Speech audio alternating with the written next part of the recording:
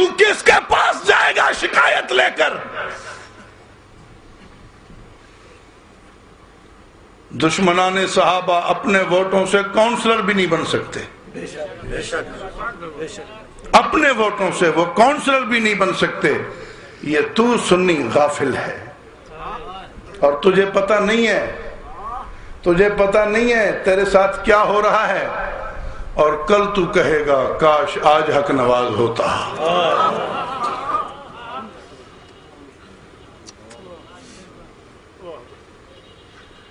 تاثر دیا جا رہا ہے عالمی لیول پہ، خصوصاً پاکستانی مسلمان کے ذہن کو خراب کیا جا رہا ہے۔ امریکہ روزانہ ایران کے خلاف بیان دیتا ہے، روزانہ ایران کے خلاف بیان دیتا ہے۔ ایران امریکہ کو آنکھیں دکھاتا ہے۔ امریکہ نے اتنا افغانستان کے خلاف نہیں بولا، اتنا عراق کے خلاف نہیں بولا جتنا ایران کے خلاف بولتا ہے، کیونکہ یہاں صرف بولنا ہی ہے، یہاں صرف بولنا ہی ہے۔ کئی مرتبہ تو یوں سمجھنے لگا کہ آج ایران پہ حملہ ہونے والا ہے امریکہ کی طرف سے، تیری غلط فہمی تھی، نہ ہونا تھا، نہیں ہونا، یہ صرف تیرے دل میں اس کی اہمیت بٹھانی ہے کہ امریکہ اور ایران کی بڑی دشمنی ہے۔ تیرے ذہن میں عربوں کی نفرت بٹھانی ہے، تیرے ذہن میں پاکستانی مشنری کی، پاکستانی حکومت کی نفرت بٹھانی ہے، پاکستانی فوج کی نفرت بٹھانی ہے، پاکستانی فوجیوں کے ہاتھوں تجھے مروانا ہے تاکہ ان سے تیری نفرت رہے، کل کوئی مسئلہ ہے تو ان کا ساتھ نہ دے۔ تیرے پڑوسی تین ہیں، افغانستان میں یہ سکت نہیں ہے کہ وہ تجھ پہ حملہ کرے، نہ اسے کوئی بہانہ ہے، اور انڈیا سے حملہ وہ کروائے گا نہیں، کیونکہ اگر انڈیا پاکستان پہ حملہ کرتا ہے تو پاکستان کا بچہ کٹ مرنے کے لیے تیار ہے، پاکستان کا بچہ مزاحمت کرے گا۔ اس لیے امریکہ کبھی یہ غلطی نہیں کرتا کہ ہندوستان سے تجھ پہ حملہ کروائے تاکہ اتنی شدید مزاحمت کا سامنا کرنا پڑے۔ اس نے کروایا تو ادھر سے کروائے گا، جس کو مفت کے یہاں بغیر تنخواہ کے سپاہی اور فوجی لاکھوں پاکستان میں مل جائیں۔ تجھے پتہ نہیں ہے کتنی پلاننگ ہو چکی ہے، تجھے پتہ ہی نہیں۔ میں بتاؤں تو کیا بتاؤں، تجھ پہ اثر ہونا ہی نہیں، تجھ پہ اثر ہونا ہی نہیں، دشمن اور ہوشیار ہوتا جاتا ہے۔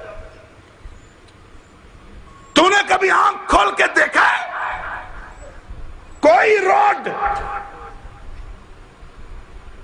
کوئی بس اسٹینڈ کا راستہ، کوئی ہاسپٹل کا، اسپتال کا راستہ، کوئی تھانے کا راستہ، کوئی شہر میں داخل ہونے کا راستہ، کہیں سے نکلنے کا راستہ،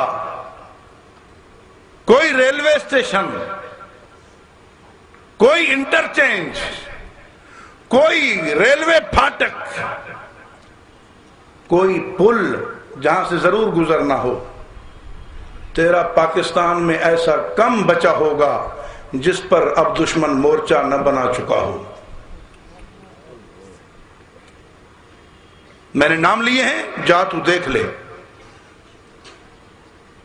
کل یہ مسئلہ سامنے آنے والا ہے۔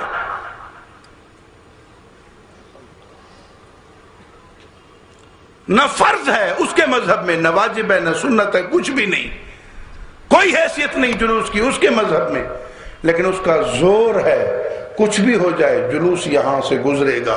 کیوں؟ تجھے پتہ ہے کیا فائدہ ہے اس کا؟ کیوں وہ زور دے رہا ہے؟ کبھی سوچا ہے تو نے؟ آج میرا ایک چائے کی پیالی پی کر امن کمیٹی کا ممبر سنی بھی کہتا ہے سہی کیڑی گال ہے، ہکڑی ہے گزر ونجن۔ پتہ ہے تجھے کیوں گزرنا چاہتا ہے؟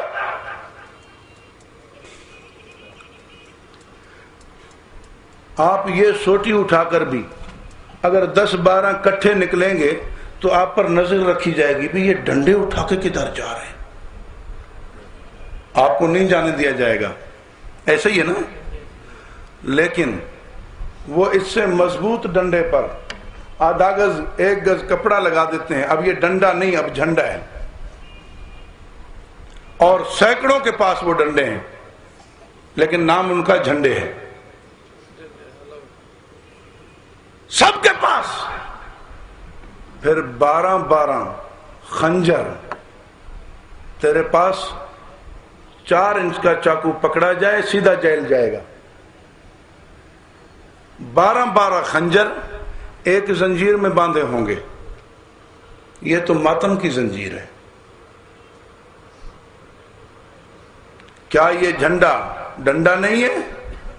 کیا یہ زنجیر والا خنجر یہ کوئی ہتھیار نہیں ہے؟ ہر ایک شریک جلوس کے پاس ہے. تعزیے میں کیا بھرا ہوا ہے کوئی تلاشی نہیں لیتا. شریک جلوس اور کیا کیا اسلحہ اٹھائے ہوتے ہیں کوئی تلاشی نہیں لیتا. لیکن یہ خنجر اور ڈنڈا تو ہر ایک کے پاس ہے نا. کہتے ہیں ضرور جاؤں گا. صرف مزہ لینے کے لیے تقریریں سننا چھوڑ دو.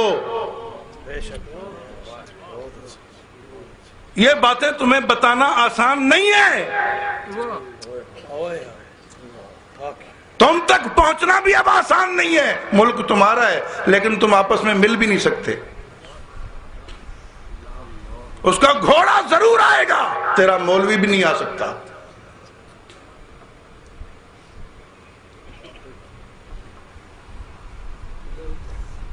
تو نے اپنے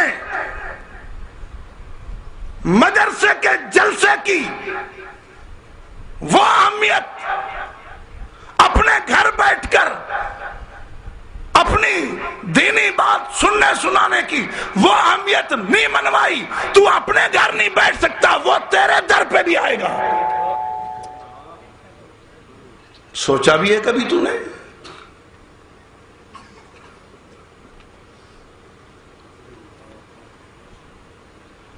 آپ 8 بھائی ہیں، ایک گھر میں بیٹھے ہوئے ہیں. پولیس پہنچ جائے گی. انہیں پتہ چلا ہے ایک اندر گیا، دوسرا گیا، تیسرا گیا، چوتھا، 5واں، 6واں، 7واں، 8واں. 8 ایک جگہ بیٹھے ہیں. پہنچ گئے. ہاں جی نکلو بھائی. کیا بات ہے؟ کون کون ہے آپ کے پاس؟ بھائی کوئی نہیں، دیکھو ہم 8 بھائی بیٹھے ہوئے. نہیں جی آپ نہیں بیٹھ سکتے. اپنے گھر سگے بھائی؟ نہیں جی نہیں، بالکل نہیں. آپ نکلیں یہاں سے. یہاں سے گزرنا ہے جلوس. تو آپ یہاں جمع ہوئے ہیں حملہ کرنے کے لیے. 7 نکلیں، ایک بیٹھے. جس کا گھر ہے وہ بیٹھے، باقی اپنے گھروں کو جائیں. بھائی ہیں تو بعد میں ملنے آنا، اگر زندہ رہے تو بعد میں ملنے آنا. ابھی اس کو اکیلا بیٹھنے دو. تو اکیلا بیٹھ، لیکن تیرے پاس کوئی ہتھیار تو نہیں. وہ بھی نہیں ہونا چاہیے. اور کھڑکی نہیں کھولنا. اپنے گھر کے چھت پر بھی نہیں چڑھنا. وہاں ہمارے آدمی کھڑے ہوں گے. کیوں؟ کیا ہو رہا ہے؟ یہاں سے جلوس گزرے گا. تیرے پاس کچھ نہیں ہونا چاہیے، دوسرا بھائی بھی نہیں ہونا چاہیے، تیری کھڑکی نہیں کھلنی چاہیے، تجھے چھت پہ نہیں جانا چاہیے. انہیں مسلح، ڈنڈے، خنجر لے کر تیرے دروازے پہ ہم لے آئیں گے. پھر وہاں جب شرارت کرنی ہو، دیر کتنی لگے گی؟ صرف یہی کہنا ہے جی اس گھر سے پتھر پھینکا ہے کسی نے، بس اتنی دیر ہے. اس کے بعد گھر کا دروازہ کھولنا توڑنا کون سا مشکل کام ہے؟ اور اندر تو اکیلا ہے. یہ زور صرف اس دن کے لیے تیاری ہے ہمیں جب دروازہ توڑ کے اندر گھسنا پڑے، دروازے تک جانا ہمارا لیگل ہو، دروازے تک جانا قانوناً ہو، پھر صرف دروازہ توڑ کے اندر چلا جانا کوئی بڑی بات نہیں ہے. تیرا تو جلوس ہے ہی نہیں، تو کہیں جا ہی نہیں سکتا، تو اپنے گھر سے مسجد تک لاٹھی لے کر نہیں جا سکتا. وہ تیرے دروازے پہ آئے گا. مسجد جہاں ہو ضرور آئے گا، مدرسہ جہاں ہو ضرور آئے گا، سنی کسی ایکٹیو ورکر کا، اچھے کارکن کا گھر ہو ضرور آئے گا. کیا ہے؟ تاکہ کل ضرورت پڑے دروازہ توڑ کر صرف اندر ہونا پڑے، پورا سفر جو ہے وہ محفوظ پہلے سے موجود ہو. تو بھی اس گھر سے پتھر آیا تھا، پھر جلوس تھا، وہ آخر کسی کے کنٹرول کی بات تو ہے نہیں، ہنگامے کی بات تھی. تیرے سامنے میں کون کون سی بات کھولوں؟ اس طرح کئی ذبح ہو چکے ہیں جس طرح تیرے لیے تیاری ہو رہی ہے. ہاں ہو چکے ہیں. پچھلے چہلم میں، وہاں خیرپور میں، اسی طرح نماز جمعہ پہ زوری سے جلوس گزارا مسجد کے پاس سے، اور کسی نے کہہ دیا میاں ادھر تو آتا ہی نہیں ہے، ادھر کا تو راستہ ہی نہیں ہے، روٹین نہیں ہے. بس اتنا کہنا تھا، مسجد پہ حملہ ہو گیا، اندر گولیاں چل رہی ہیں. لوگوں نے جو نماز پڑھنے آئے تھے، جس طرح تو جاتا ہے خالی ہاتھوں، جالی کی ٹوپی سر پہ رکھ کے، انہوں نے قرآن اٹھایا، سامنے کیا تاکہ ہمیں پناہ ملے. قرآن سے گولی آر پار، قرآن رت میں، خون میں سرخ. اس کو کیا حیا ہے قرآن کی؟ یہ تو ابھی ہلکے ہلکے کیس ہیں.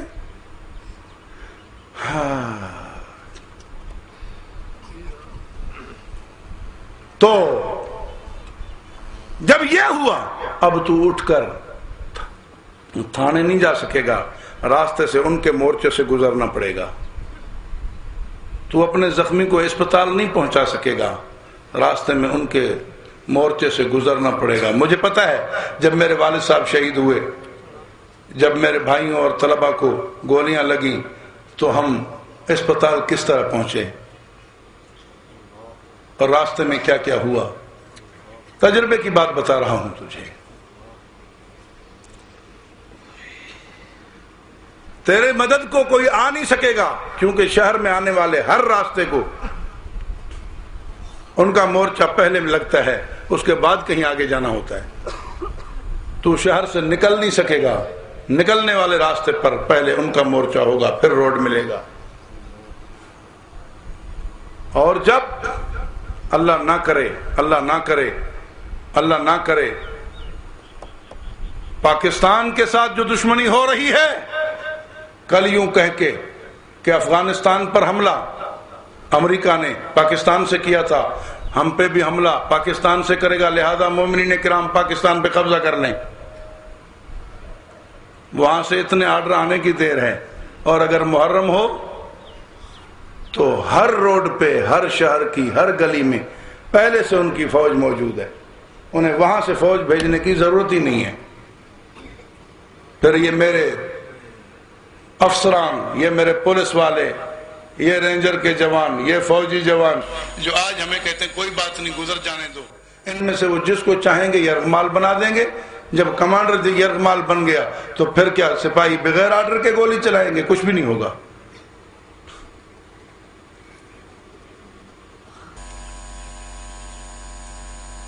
تیرے ساتھ بہت کچھ ہو چکا ہے اور تو ہے کہ بس نہیں بس ساڑھے نال تو ٹھیک چل دیں.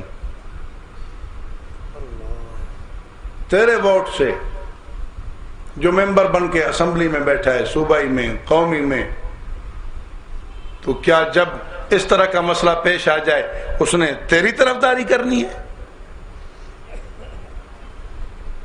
اللہ تجھے غیرت دے، اللہ تیری غیرت کو بیدار کرے، اور تو اپنے دوست اور دشمن میں پہچان پیدا کر. دوست اور دشمن میں پہچان پیدا کر. اس کا مذہب ہے کہ تجھے بظاہر پیار کر کے اندر سے کاٹے. اس کا مذہب ہے کہ تیرے ساتھ ظاہر میں موافقت کر کے اندر سے منافقت کرے. وہ تجھے تباہ و برباد کرنا عبادت سمجھتا ہے، لیکن اس انداز سے کہ اس پر کیس بھی نہ بنے. میں نہیں کچھ آپ سے مانگتا، لیکن یہ خیال ضرور کرو کہ یہ عارضی زندگی ہے. اگر یہاں پر تم نے یہ نہ سوچا کل تمہیں رسول اللہ کو بھی منہ دکھانا ہے، اللہ کے سامنے بھی پیش ہونا ہے. کفر کے لیے طاقت کا سبب مت بنو. بتاتے بتاتے قربان ہو گئے میرے ساتھی، وہ جان دے گئے. تجھے اگر اب بھی بات سمجھ نہ آئی کب آئے گی؟